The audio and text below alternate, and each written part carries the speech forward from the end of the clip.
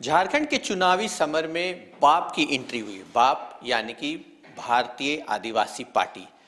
ये पार्टी बहुत कम समय में अपने 4 विधायक और 1 सांसद के साथ भारत अब संसद तक ये पहुंच चुकी है।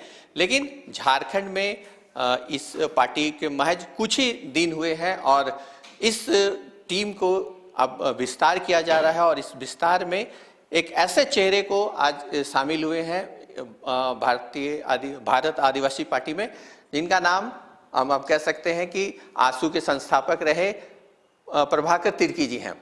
प्रभाकर दास, सबसे पहले तो आपको बधाई हो कि आप भारत आदिवासी पार्टी ज्वाइन किए।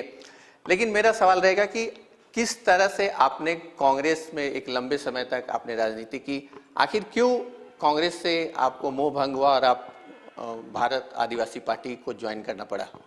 देखिए, हमारे संघर्ष का जो इतिहास है, हमारी राजनीति ही शुरू हुई बदलाव के लिए, और इसीलिए हम लोगों ने छात्रों को एकजुट किया था, युवाओं को एकजुट किया था कि यहाँ पर झारखंड की व्यवस्था में परिवर्तन लाना आवश्यक है। जो बुनियादी सवाल है जिसके लिए 50-60 सालों से लोग लड़े, 3 पीढ़ी समाप्त हो गई, अब एक नई पीढ़ी हमारे सामने है, युवाओं की नई पीढ़ी।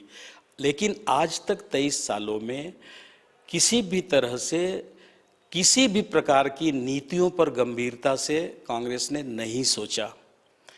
हम चाहते थे कि यहाँ पर रोजगार के विकल्प की बात होगी, रोजगार के विकल्प पर नीतियाँ बनेगी, कृषि विकास की नीतियाँ बनेगी, आदिवासी नीति बनेगी और रोजगार के अवसर का विकल्प तैयार करके यहाँ के लोगों को के पलायन को रोका जा सकेगा। संविधान के अंदर में बहुत सारे अधिकार दिए गए हैं जो आज़ादी के बाद से ही लागू हैं, लेकिन पार्टी ने गंभीरता से कभी भी संवैधानिक अधिकारों पर चर्चा नहीं की। जो हमारा सदन है, जो हमारा विधानसभा है, विधानसभा में कभी चर्चाएं नहीं होती है। मजबूरन आज हम लोगों को आना पड़ा है। मैंने कांग्रेस पार्टी में रहते हुए कांग्रेस के सभी नेताओं से कहा कि आर्थिक विकास के कार्यक्रम चलें, मगर नीतिगत निर्णय जब तक सरकार नहीं लेती है तब तक झारखंड की व्यवस्था में परिवर्तन लाना संभव नहीं है। इसीलिए हमने नारा दिया कि हमें सिर्फ सत्ता नहीं, बदलाव चाहिए। और कांग्रेस पार्टी के सारे नेताओं से बात करने के बाद कुछ निकला नहीं। हमें लगा कि उन्हें इन सब चीज़ों से कोई मतलब नहीं है।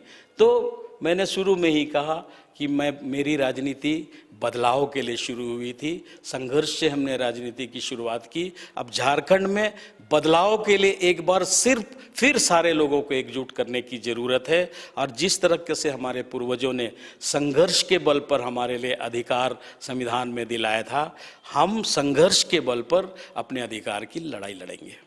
एक सवाल ये उठता है कि झारखंड में जितनी पार्टियां हैं वो आदिवासी को फोकस करके चुनाव लड़ते हैं, लेकिन हर बार वही चीज़ होता है कि वो ठगे जाते हैं, उनकी जो मांग होती है वो पहुंच नहीं पाती है। लेकिन आपकी पार्टी कैसे उनको विश्वास दिलाएगी और कैसे आप उनको लेके आगे बढ़ने के बारे में रणनीति तैयार किए हैं?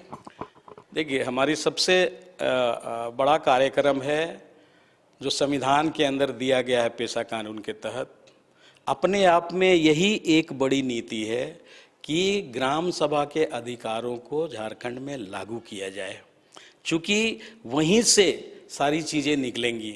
हमारे संसाधनों पर हमारा नियंत्रण होगा, ग्राम स्वशासन के रूप में लोग एकजुट होंगे, आत्मनिर्णय उनको करने का अधिकार मिलेगा और हमारे जो संसाधन हैं, जल जंगल और ज़मीन को लेके, खनिजों को लेके, उस पर हमारा नियंत्रण हो सकेगा जो ग्राम सभा में परिभाषित किए जा चुके हैं।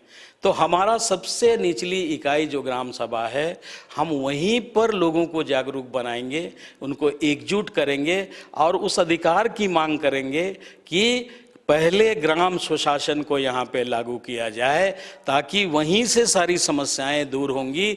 लोगों को अन्य प्रदेशों में पलायन होकर रोजगार के लिए जाना नहीं पड़ेगा। हमारी जो रूढ़िवादी पारंपरिक व्यवस्था है उसके माध्यम से सुशासन का मौका मिलेगा। और जिस तरह से हमारे पूर्वजों ने समाज व्यवस्था के माध्यम से आज तक एक आत्मनिर्भर अर्थव्यवस्था बनाई थी, उसको हम लोग फिर से सुरक्षित कर पाएंगे और उसके माध्यम से लोगों के भविष्य को संवारने का काम करेंगे। बात हो रही है आदिवासी की, लेकिन एक सवाल ये भी उठता है कि जब आदिवासी रहेंगे तब आप आदिवासी पे राजनीति करेंगे। एक सवाल ये भी उठता है कि घुसपैठियों के चलते बहुत सारे लोगों का धर्मांतरण हो रहा है, तो उन सारी चीज़ों को लेके आप कैसे चीज़ों को आदिवासी समाज को बचाने की कोशिश करेंगे? देखिए, मैं जो समझता हूँ, ये जो घुसपैठियों का मामला है ये राज्य सरकार का मामला है। राज्य सरकार को देखना चाहिए कि बाहर से आके यहाँ के लोगों का अधिकार लोग न छीने। तो संविधान ने जिसकी स्वतंत्रता दी है उस मुद्दे को एक सेंसिटिव मुद्दा बनाकर क्या करना चाहते हैं पार्टी के लोग? यही कि यहाँ के लोग धर्म के नाम पे बढ़ जाए और उनकी राजनीति चले, एक खेमा को अपने पक्ष में, एक खेमा को विरोध करके, और झारखंड की राजनीति को आगे बढ़ा। यही झारखंड में हुआ है और जिसको रोकने के लिए हम लोगों ने आदिवासी एकता की पहल की है।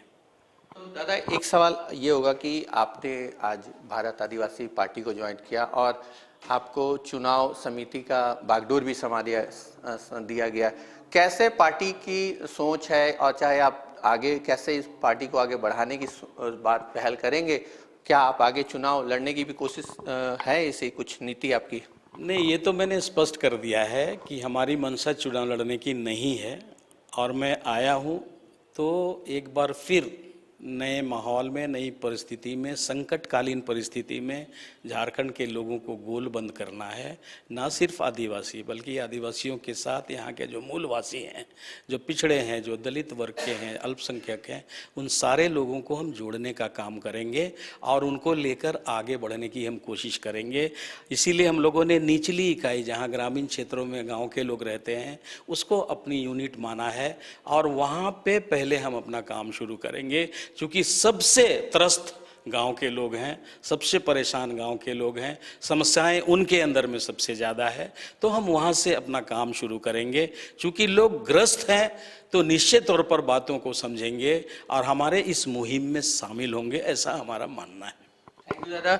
तो ये थे प्रभाकर तिर्की जी, जिन्होंने सीधे तौर पे कहा कि समस्याएं आदिवासी समाज को लेके बहुत सारे हैं और इन समस्याओं को उत्थान करना, चाहे उनसे बाहर निकालना ही इनका प्रमुख लक्ष्य होगा। सहयोगी प्रशांत मित्रा के साथ संजीव सिन्हा, समाचार प्लस, रांची।